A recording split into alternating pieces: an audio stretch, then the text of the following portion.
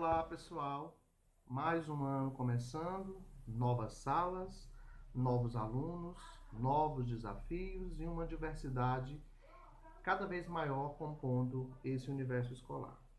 Hoje traremos nesse pequeno vídeo algumas dicas de como o professor pode melhor conduzir o aluno com autismo no espaço escolar e assim favorecê-lo no seu processo de aprendizado e socialização.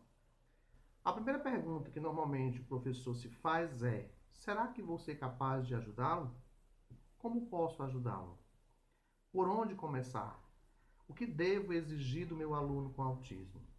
Em primeiro lugar, é importante que o professor entenda o que é o autismo e como ele se apresenta a partir de suas características descritas pelo DSM-5.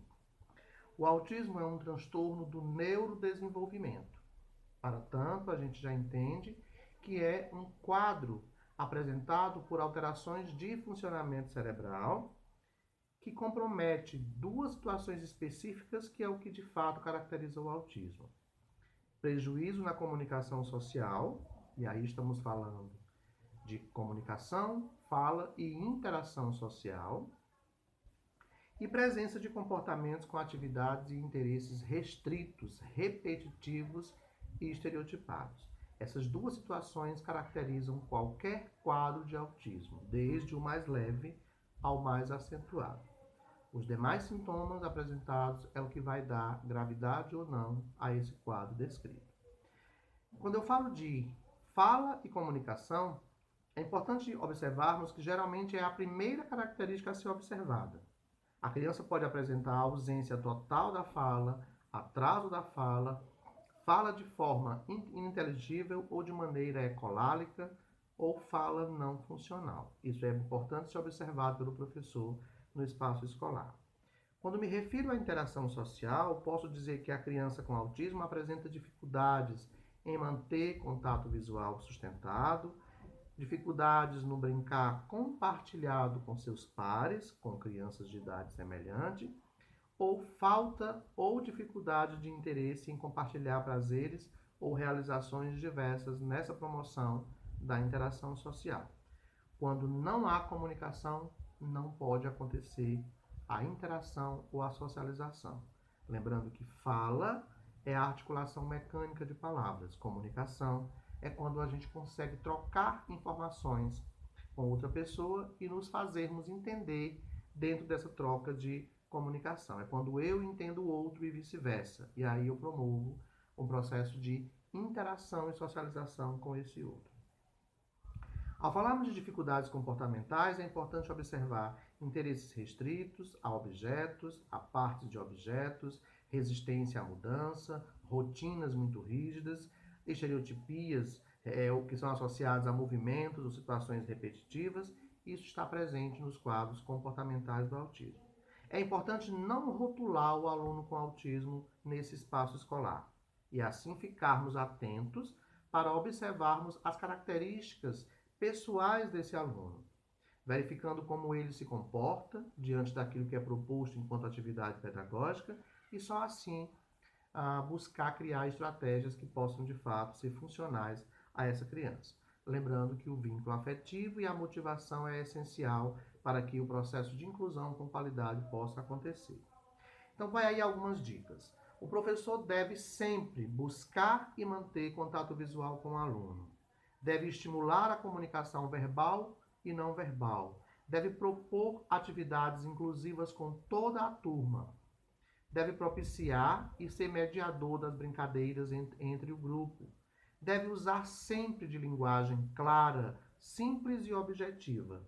Deve utilizar-se de todos os recursos disponíveis para trabalhar o processo de ensino-aprendizagem do seu aluno. Computador, livros, jogos, recursos diversos, principalmente aqueles voltados ao interesse que a criança apresenta, porque partindo desse interesse a gente irá conseguir muito mais respostas favoráveis ao seu desenvolvimento. Penetre no mundo da pessoa com autismo, entenda como ela funciona e as respostas irão acontecer com mais facilidade. Estímulo visual, auditivo, tátil pode ser muito reforçador e pode controlar aí alguns comportamentos da criança com autismo durante as atividades realizadas.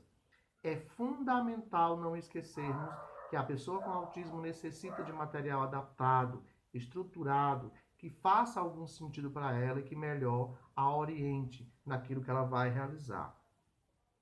Um exemplo é, se a criança tem um interesse por uma dada situação, que a gente não ignore esse interesse, mas sim aposte e invista nesse interesse, buscando tirar dali o melhor que eu puder para o desenvolvimento desse sujeito. Disponibilizar no ambiente da escola dicas visuais que promovam e possibilitem a ordem e a previsibilidade daquilo que vai acontecer. Pistas visuais irão ajudar a criança a prever os efeitos do ambiente. Dicas auditivas podem ser estimulantes, especialmente aquelas que interessam a criança.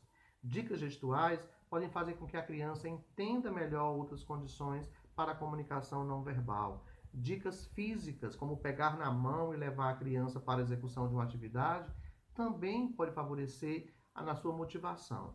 Essas dicas devem ser gradualmente aplicadas, garantindo aí a independência e a autonomia da pessoa com autismo durante as suas atividades realizadas. Algumas crianças com autismo ou com outros quadros diagnósticos podem apresentar quadros de comportamentos que de repente tornem o ambiente pouco agradável a ela e pode incomodar os demais no seu entorno. A gente chama isso de comportamentos disruptivos. Esses comportamentos disruptivos podem envolver birra exagerada, dificuldades para se acalmar, desencadeando aí comportamentos autolesivos ou agressivos dirigidos a outras pessoas. É importante sempre investigarmos a razão pela qual esses comportamentos estão acontecendo. Eles não acontecem por acaso. Alguma coisa aconteceu que levou o sujeito a se apresentar dessa forma. Tá? As causas mais comuns para esses comportamentos são falta de regras e de normas, frustração diante de situações onde ele não consegue atingir aquilo que se espera, condições psicológicas e emocionais. A criança pode estar em algum sofrimento, pode apresentar necessidade de ser ouvida por alguém, pode estar com alguma outra questão afetada que até então não está perceptível por parte de nós, pode estar apresentando insegurança e ansiedade, pode apresentar-se com carência afetiva, pode estar ligado a condições neurológicas, principalmente alterações de funcionamento cerebral, pode estar ligado à falta de valorização por parte da escola, pode estar ligado a chamadas de atenção que ela muitas vezes não compreende o porquê desse movimento, pode estar associada a outras situações externas ao ambiente da escola ou associado ao próprio ambiente da escola, que é importante que a gente fique atento para identificar. Os efeitos disso pode ser andar por debaixo das mesas com agitação psicomotora, não estar na sala de aula e buscar sempre estar ausente desse espaço, apresentar-se agressivo com seus pares, apresentando agressividade verbal ou física, comportamentos desajustados em ambientes diversos, falar de situações menos próprias ou descontextualizadas na sala de aula, comportamentos de desafio e oposição, falta de interesse e motivação. Situações diversas podem ser consideradas efeitos desses quadros disruptivos. Mas aí a gente pode conversar melhor sobre comportamentos disruptivos em um próximo vídeo. Hoje ficam essas dicas de como o professor pode melhor observar as situações do autismo no contexto escolar e assim pensar em estratégias que sejam mais funcionais ao seu processo de aprendizado, socialização e autonomia. Lembrem-se, a aprendizagem está para além do processo de leitura escrita e raciocínio lógico matemático.